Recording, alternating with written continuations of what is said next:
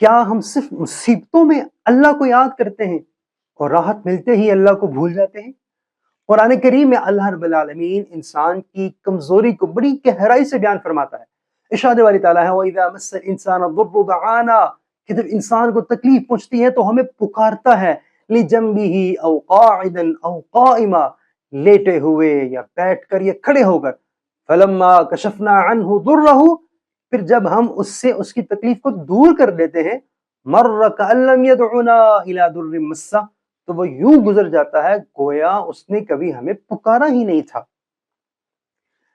تکلیف، مصیبت انسان کو سجدوں تک لے آتی ہے، مگر بعض دفعہ آسائشیں انسان کو غفلت میں مبتلا کر دیتی ہیں۔ بیماری آئے تو آنسو، دعائیں، تسبیحات بڑھ جاتی ہیں، اور صحت ملتے ہی انسان کی زبان ذکر سے خاموش ہو جاتی ہے۔